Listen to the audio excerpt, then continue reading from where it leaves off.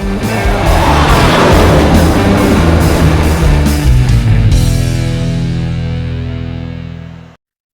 everybody, and welcome to another episode of the Fighter Pilot's Guide to Living.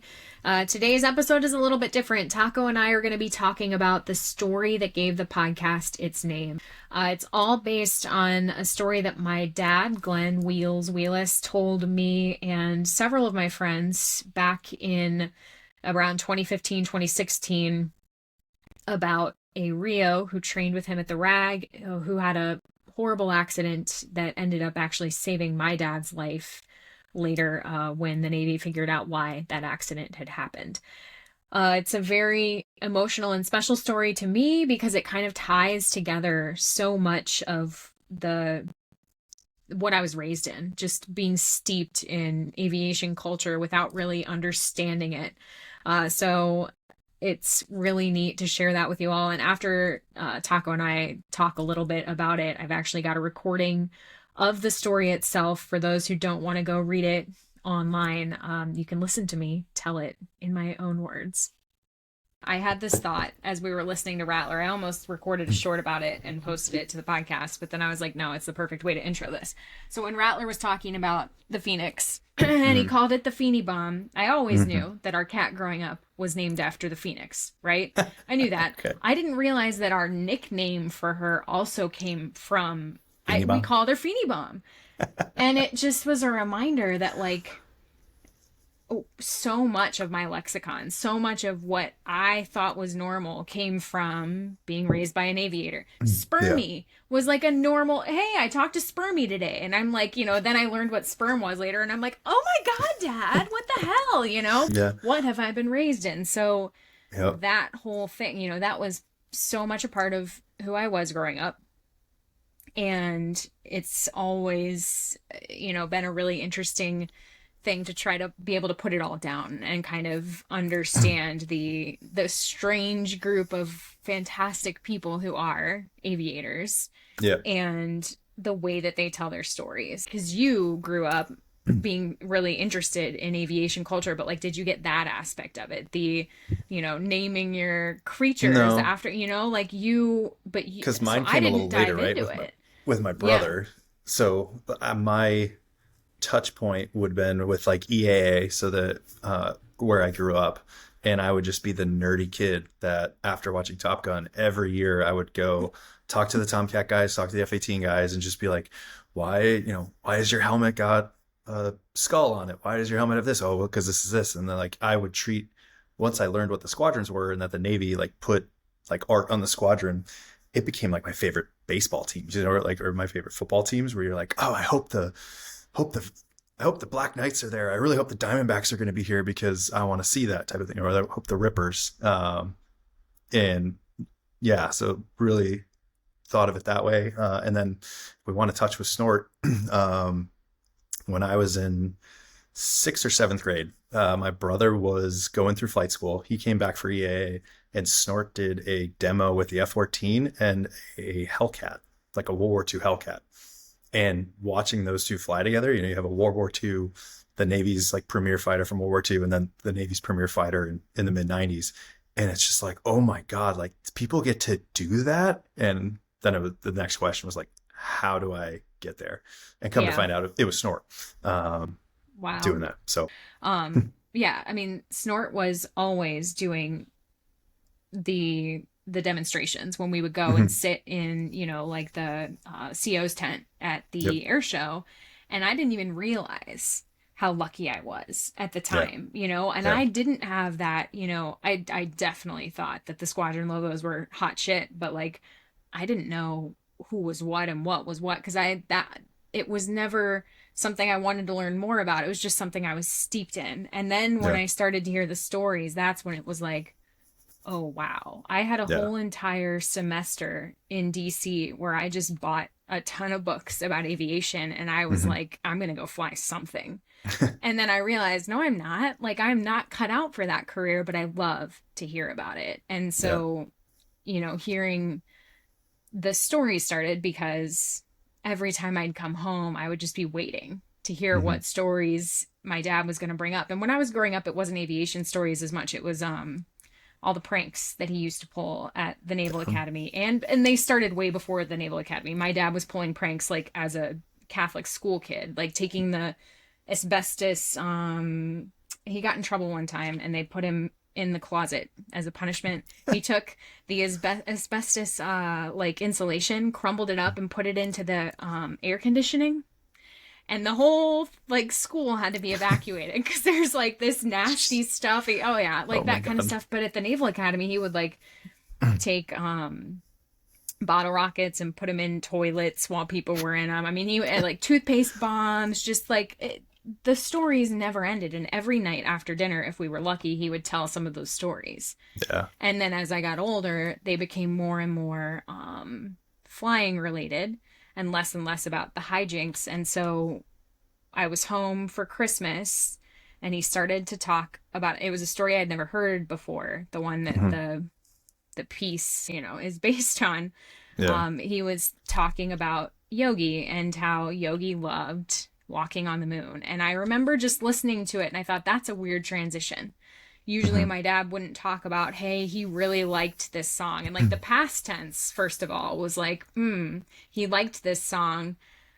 Okay. And I'm listening and he's talking about, you know, fellow Rio in the RAG, had gone on the Nimitz, and you can correct me if I'm wrong, Mitch, because I am going to definitely ruin this as I try to describe what happens. But, you know, they took off and on the cat launch, they had one engine go down and the pilot, Yogi's pilot, had been a Phantom pilot. And so that, what did he do? He pulled up, right? I think. So yeah, go ahead. That's what, you do this part.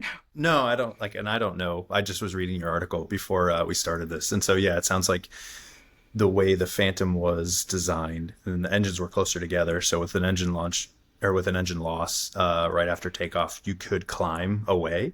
But with the Tomcat's engines being spread, I think they're like 14 feet apart. So there's a pretty big separation. So what that does when you pull up and it's slow, it would cause a yaw in the jet. So the jet's going to kind of fall off.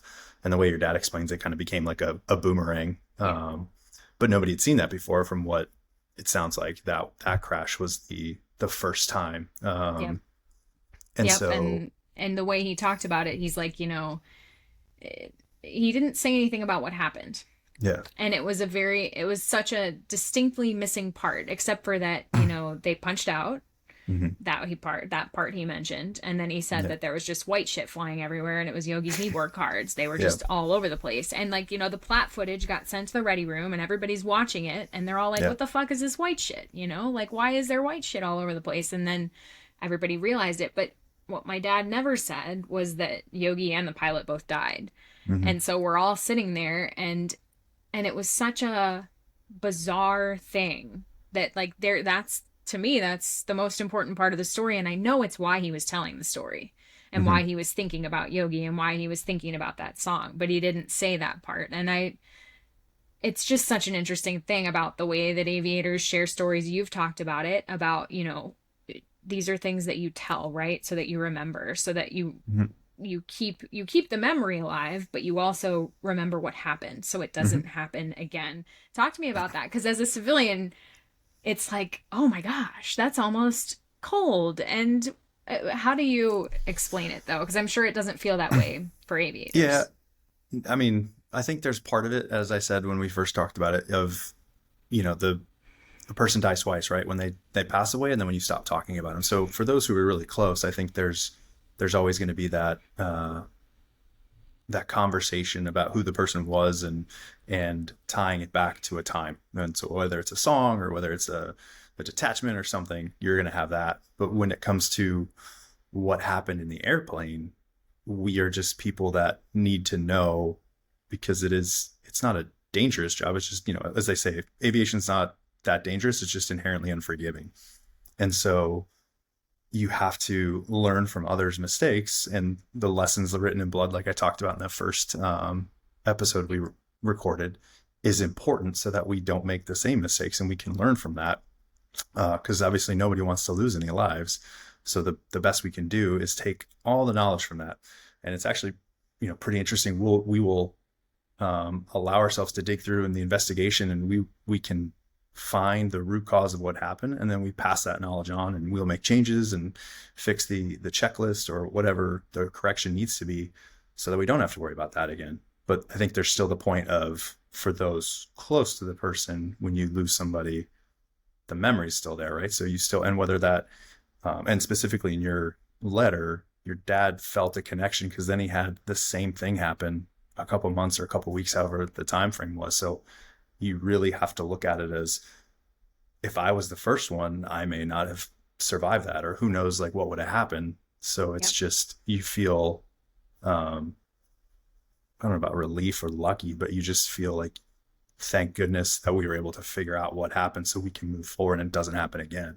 Because if it happened again and again, before, like, we started kind of codifying these things and figuring out what happened to put out different TTPs and stuff, this stuff was probably happening over and over, before the invention of, like, safety command and all that kind of stuff.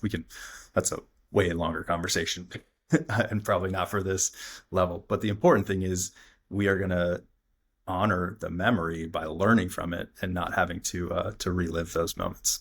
Yeah, absolutely. Yeah. For me, I think it was such a, obviously my dad didn't perish in that accident, but I never even knew that was something that happened, and that Yogi had, gone through that, and that it had saved my dad. And it just was such an immense feeling of gratitude and weight, and like something owed.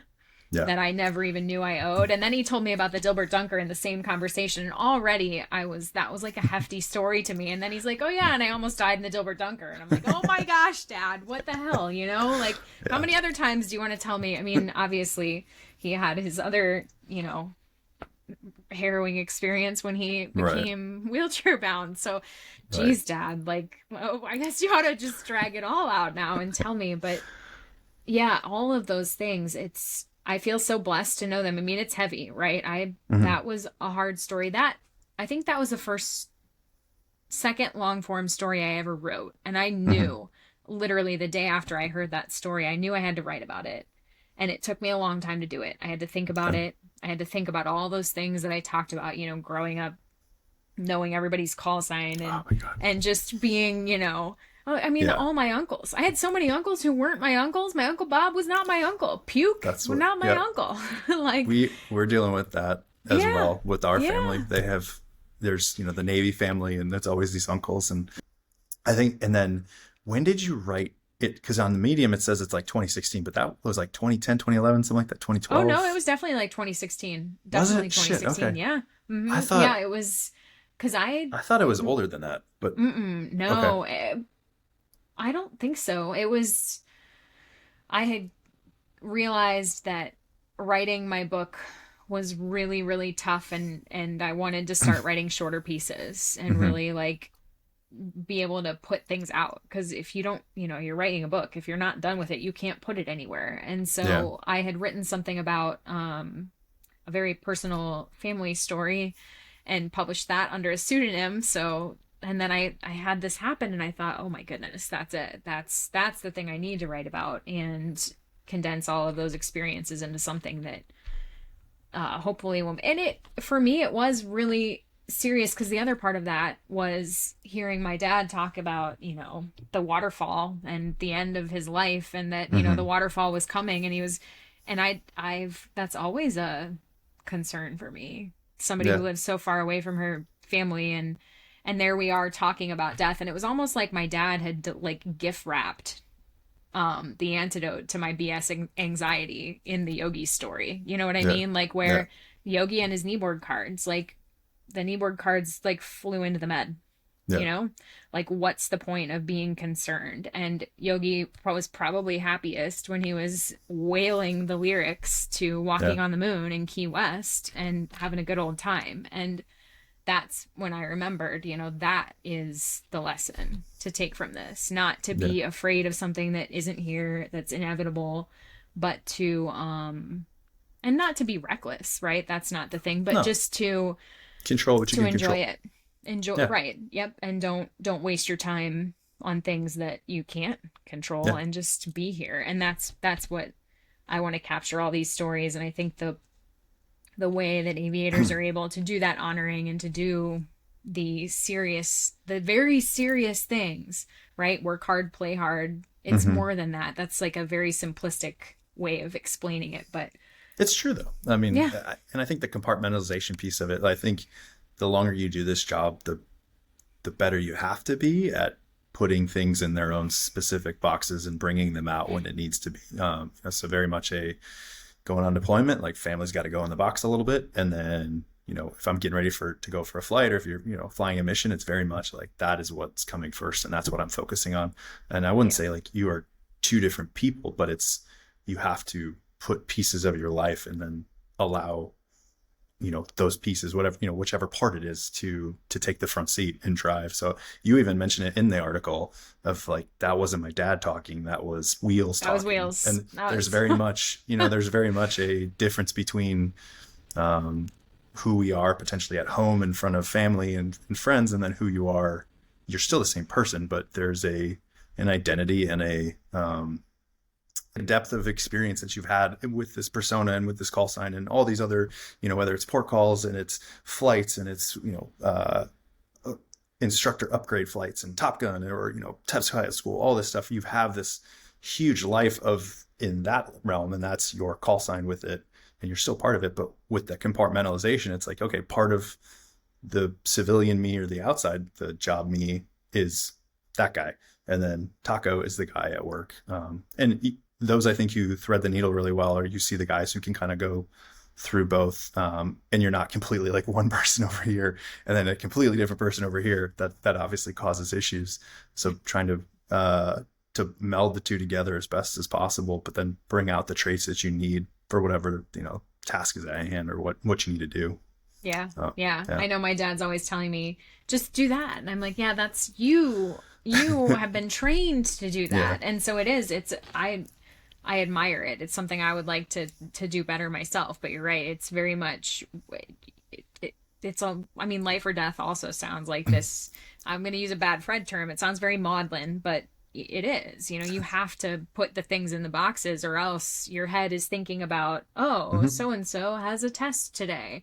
I'm like, no, that's not the thing. We're not thinking about the test today. We're thinking about, oh shoot, something's going off over here. And it's not even, I'm not even thinking about the landing, or you're not thinking about of the flight an hour from now. I'm literally thinking of like, okay, hey, next step on the checklist is X, like as I'm starting the jet up or as we're taxiing the cat, it's this. And it's very much a like, here's next, closest alligator to the canoe. What are we going to deal with? And then I'll work with everything.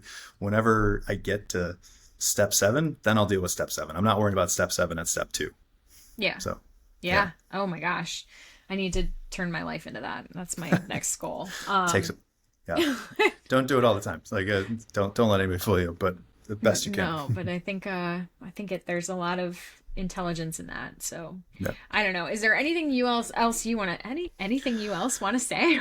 Well, I think what we talked about too is like, so with the title of the podcast, so Fighter Pilot's Guide to Living, is it important to understand that, probably as you wrote that 10 years ago, right.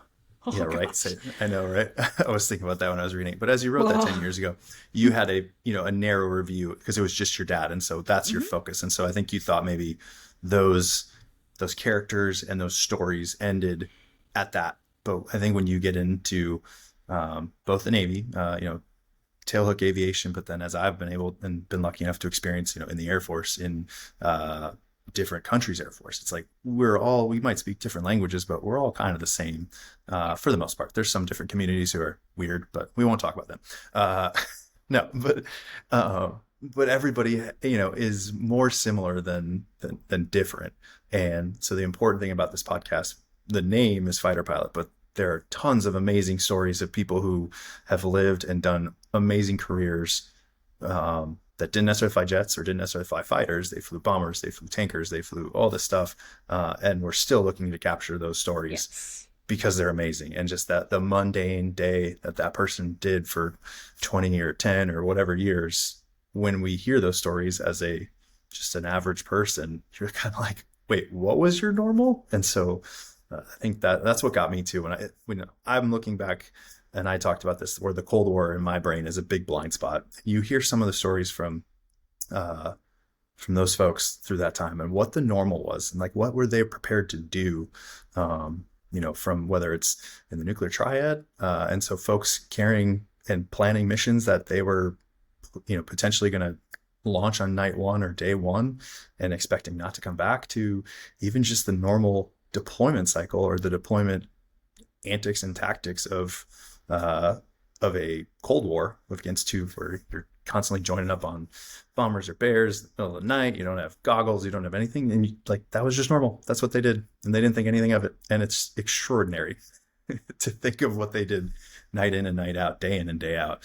And then everybody just, didn't flare up. So it never became a thing. But I think for the greater population, obviously some people knew about it and some people cared, but the more we can get those stories captured, I think the better we'll be. Yeah, absolutely. And I think there are so many important stories. If anyone wants to share, they do not have to be, having a background in fighter aircraft, attack aircraft. Like, you're right. If you have great stories, we want to hear from you. Yeah. Or if you're a character. And there are so many of those. If you can tell a good tale, we'll listen to it. 100%. Awesome. I think that's great. And without further ado, I think we'll transition into the actual story recording. So thanks, guys, for listening, and enjoy. Sounds good. The Fighter Pilot's Guide to Living by Beth Bailey. As the daughter of a naval aviator, I was raised in the constant company of some of the hardest living people in the world, the brash ilk of fighter pilots. Because I grew up around Naval Air Station Oceana, I also overheard ground pounders and civilians' complaints about naval aviators.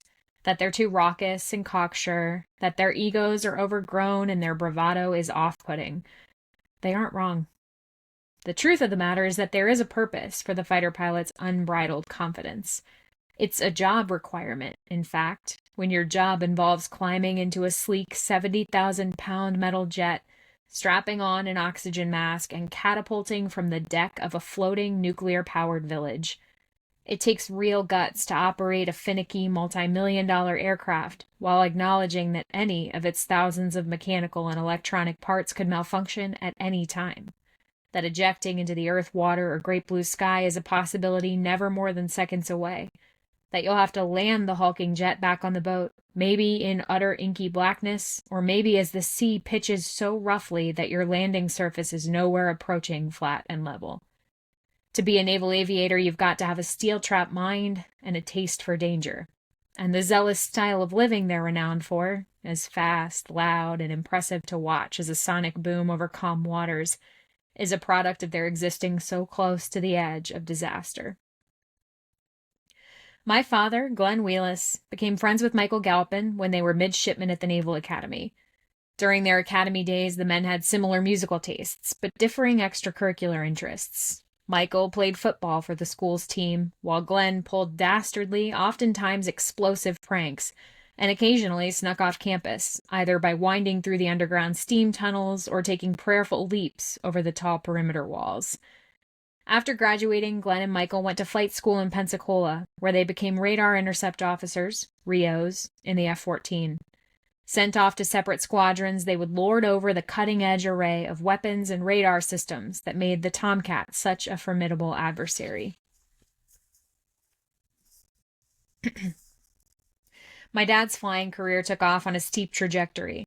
But just as Glenn Wheelis, call sign Wheels, earned the first RIO training slot at Top Gun for a class of 78 grad, his flying days came to an unexpected end.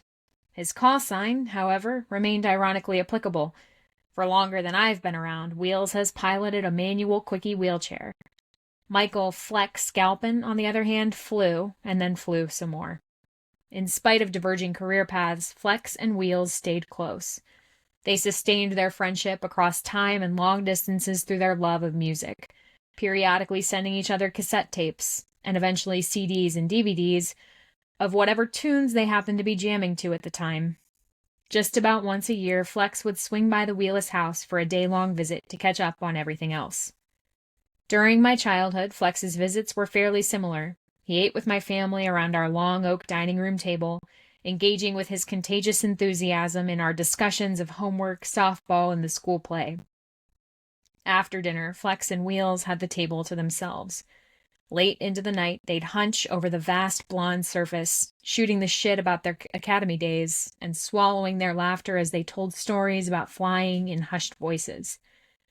These days, Flex still comes to visit every year. Although he and Wheels sit at that same dining room table, nearly everything else is different. My sister and I are grown and out of the house. My parents have split, and both men have retired from the working world. Now, the alcohol can flow without concerns about schedules or setting a good example. Wheels and Flex can tell their old stories with the booming gusto and the liberal dose of obscenities they deserve. And always, as the storytelling continues late into the night, Wheels keeps his speakers at the proverbial 11.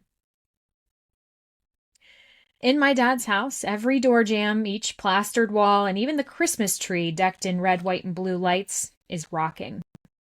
The noise flows in tsunami waves from the living room, where Wheels has wired several music and video streaming services and the months of music in his iTunes library to play through powerful speakers hooked up to his television. The clock above the dining room table reads 8. In just 9 hours, my husband Evan and I will begin our 12-hour drive back to our home in Michigan. My friend Emily and her boyfriend Steve have to work in the morning, but now the 4 of us are sitting in front of an empty plate of appetizers, communicating not over but through the music. My anxiety about the early morning mounting, I pluck up the courage to enter Wheels' inner sanctum. The cheery light that floods the kitchen and dining room drops off entirely after the kitchen peninsula. In the darkened living room, the television glows. A trippy neon light show pulses to the beat as Fish plays a live cover of Talking Heads' Cross-Eyed and Painless. Flex sits on our old orange couch, entranced by the multisensory experience. My dad's wheelchair is pulled diagonally beside the couch's wooden armrests. Blue and purple light shine off the glass balanced on his lap. This is a fresh martini. Martini number 2. I no longer wonder why the minutiae of life, things like dinner, which my dad promised for 7:30, has gone by the wayside. After loitering unnoticed in the shadows, I shout over Trey Anastasio's waving voice, "It's 8 o'clock, Dad. What's going on with dinner?" Open-mouthed, wide-eyed, my dad twists his head over his shoulder. He gawks at me blankly for a few beats, the way a 5-year-old might if you had asked him to solve an equation for X.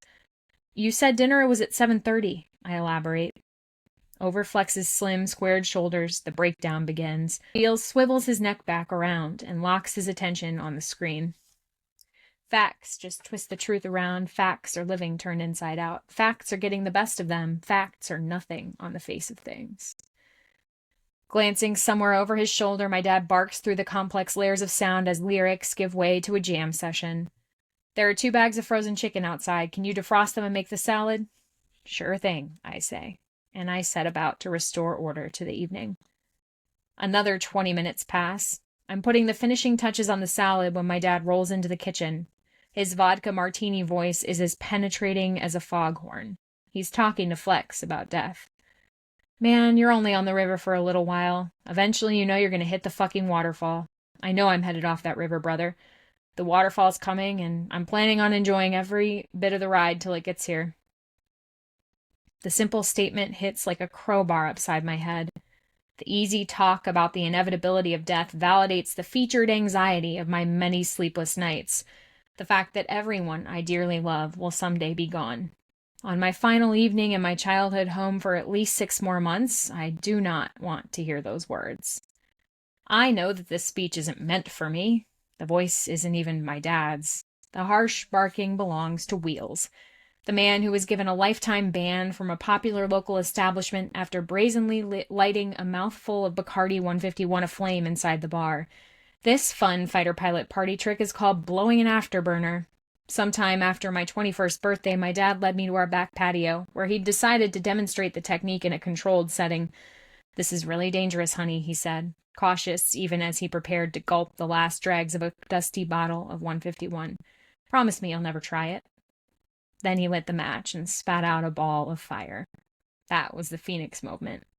Troublemaking Wheels, eyes glowing with excitement, was resurrected in those flames.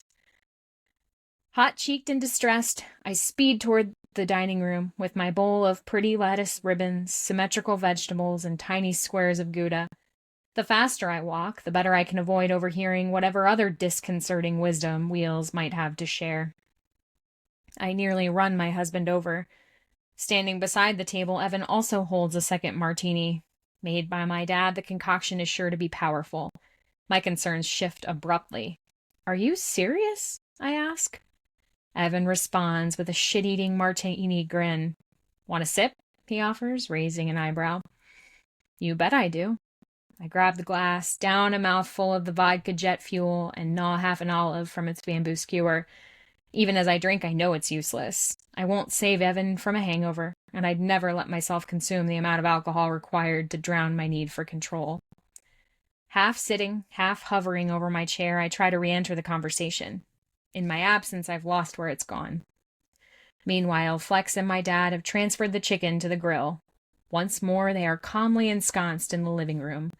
A widespread panic show now plays on the television. It's an older concert, so the video quality isn't HD clear, but that means nothing to my dad. He's the man who taught me that once you've experienced a song, it becomes your personal time machine. Through music, you can relive the past and transport yourself into the mindset of the people you once were. When life isn't what you want it to be, the right song can take you to a time when things were better, when things made sense. And sometimes a song can have the opposite effect. Within the hour, dinner is served. Flex, my dad, and Steve are having a jovial discussion of the edgier rock bands of the 70s and 80s. Emily and Evan are chowing down, enjoying the lively banter from the sidelines.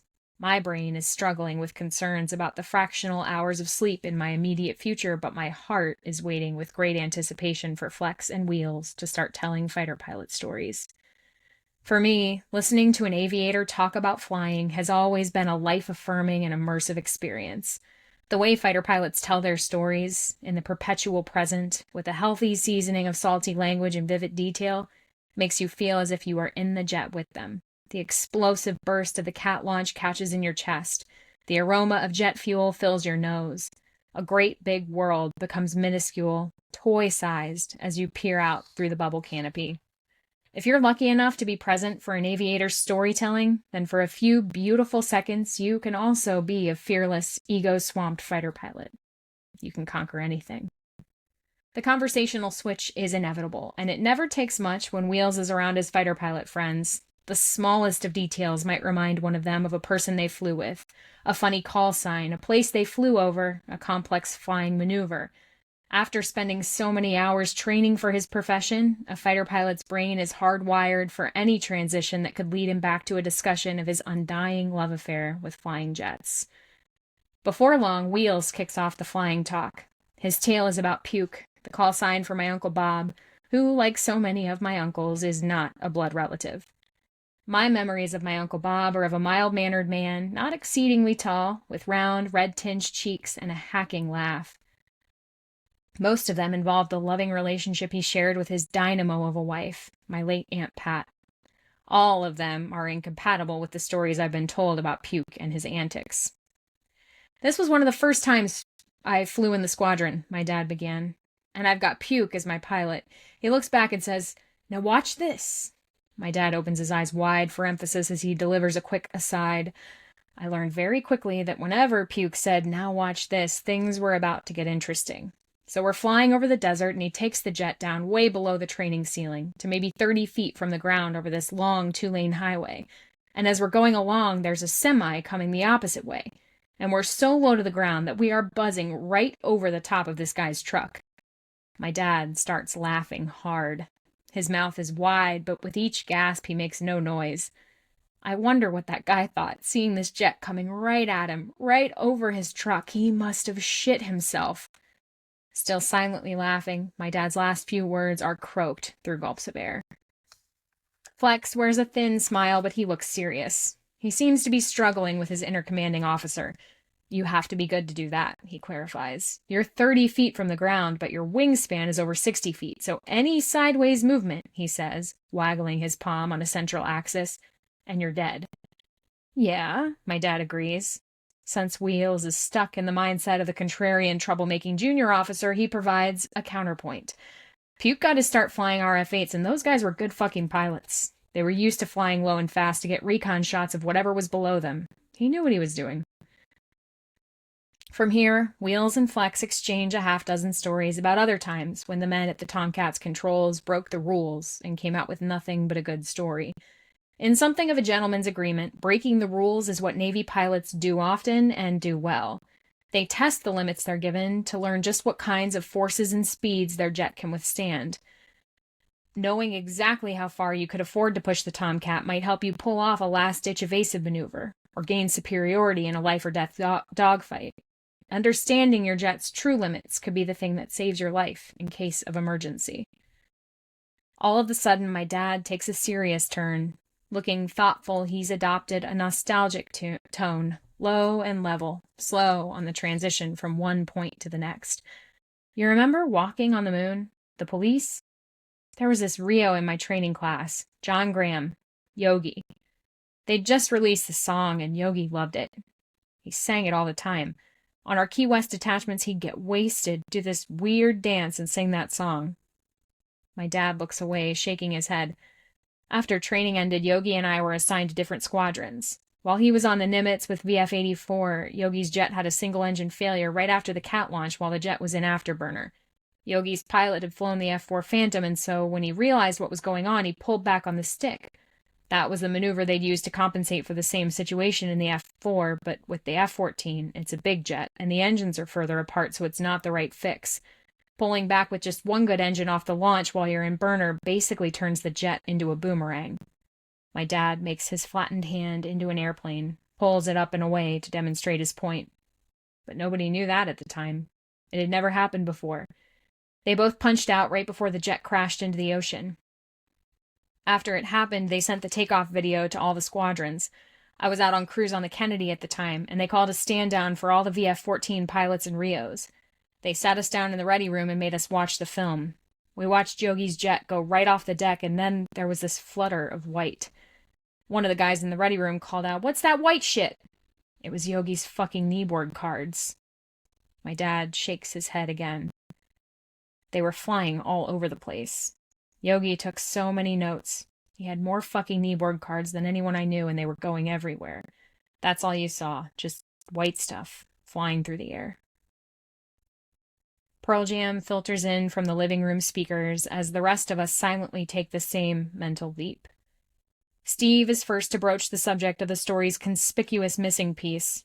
"Don't people who survive an ejection get some kind of special tie?" he asks. "Yeah," Flex says, nodding. "Martin Baker, they make the ejection seats. They give a tie to anyone who survives a punch-out. I know plenty of guys who are in the tie club." "That's a lot to go through to get a tie," I say, wincing at the thought of all that force, the terror of leaving your cockpit for sky, water, and uncertainty. But I know my dad's style and manner of storytelling. Shaking my head, I ask, "Did they?" "Oh, no," my dad says. He's very matter-of-fact as he adds, "They both mortared. It was completely unsurvivable. No one had any idea how to handle that situation with an F-14. He says something else and then shakes his head. Yogi fucking loved that song. With that, I felt a reverence, a tugging ache in my belly. All at once I realized the pointlessness of my litany of worries, my attempts to puppeteer fate, my kneeboard cards. Right then and there, I decided to enjoy whatever time I had left. My dad's story about John Graham was so compelling that I soon needed to hear it for a second time. During a phone call, I asked him to tell me again about what had happened to Yogi. He happily relayed the story. At the end, he paused thoughtfully. "I would have said this the other night, but we got distracted. You know, if those guys hadn't died, it would have been me." My heart caught inside my chest. For a moment, I couldn't breathe. My dad continued. "It was just a few weeks after the accident. I was flying with our skipper, Quail D'Antone, and we were in afterburner during the cat launch when we had an engine go down. After Yogi's accident, they'd done a lot of testing to determine how to handle this situation.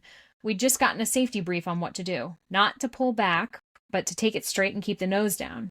I remember them exactly those next few seconds. Quail and I got the warning from Air Boss over the radio that one of our engines had failed, and then all these lights started going off. I knew that Quail had flown the F-4 just like Yogi's pilot, so from the back seat, I talked through our safety checklist. I said, keep the nose low, don't pull back, don't pull back. And Quail told me, I've got it, don't eject, I've got it. I had my hand on the ejection handle the whole time. I always did during a cat shot just in case. But Quail didn't pull back, and I didn't eject, and we just kept going. We shot left because only the right engine was running, and then we settled like a rock. I never knew how low we got. When we recovered and landed, they had us go to the ready room to watch the footage. We dropped so low after that launch that you couldn't even see the fucking jet. It was below the flight deck. In that moment, my body went numb. For the rest of the conversation, I pretended I wasn't solidly shaken. Meanwhile, my dad shared other stories. He told me about how, while training with blacked-out goggles, he lost track of his planned escape route in the simulated airplane cockpit, the Dilbert Dunker, which was fully submerged underwater. He told me how he'd shoved the goggles off to find his way to the surface before he ran out of oxygen, how the instructors made him perform the exercise again, to prove that he could survive in the event his jet crashed into the ocean and he couldn't see to locate his escape. The Police's Regatta de Blanc is one of several hundred albums my dad owns. With its bopping beat and tantalizing lyrics about defying the cold limits of reality, Walking on the Moon has always been my favorite song on the disc. After a second repetition of the story of Yogi and the Punch-Out and his beloved song, and after hearing the new tale of my dad's near demise, I knew that I would never listen to Walking on the Moon the same way again. I also knew that I had to listen. For John. It took me several days, but I finally assembled the nerve to cue the song up. For nearly half an hour, I listened to it on a loop. It trapped me at a point of speechlessness, a point just flushed to the border of tears. Rocking back and forth at my desk in heavy silence, I was mired in thoughts about the significance of this song and about Yogi. Again and again over the following months, I played Walking on the Moon, always in the stillness of afternoon in my butter yellow writing room. Its initial sadness wore away, but the song retained its power. Listening became my small act of memory. I never met John Graham, but in a picture my dad found from their days training on the F-14, Yogi is the classic 1970s fighter pilot, tall and handsome, with short puffed-up hair and a killer smile. Whenever I listen to his song, I like to imagine John at some sweaty bar in Key West. In my mind, he is carefree, laughing, drinking to embarrassing excess, trying to seduce all the good-looking women in his vicinity. I picture him dancing in a too-much-liquor way as he wails along to the syncopated reggae rhythm of the portentous chorus. Some may say, I'm wishing my days away. No way. And if it's the price I pay, some say, tomorrow's another day. You stay. I may as well play. What I don't like to think of are the hours John spent hunched over his kneeboard pad, taking all the careful notes that were supposed to prevent disasters. I don't want to picture those pages full of accident mitigation techniques flying out like confetti as he and his ejection seat shot out after the Tomcat's canopy. But sometimes I do. What gets me through is knowing that if Yogi was anything like my dad and all my uncles, then any advance warning of his fate would only have made him drink and dance and sing and screw with even more reckless abandon. Whatever my stage of life, I have always found appeal in fighter pilot stories. They contain tremendous life lessons in strength, bravery, and courage, though those lessons may be hidden beneath a truckload of ego and tomfoolery. The older I get, the stronger I'm pulled to the deepest message within the fighter pilot lore, that for each of us, there is an unknowable distance between life and death. But the stalwart aviator also has the solution. It's written all over his every action. By living fast and loud and shamelessly, he ensures that when his waterfall arrives, he'll be coming off one hell of a river ride. And that, I've decided, is just how I want to do it.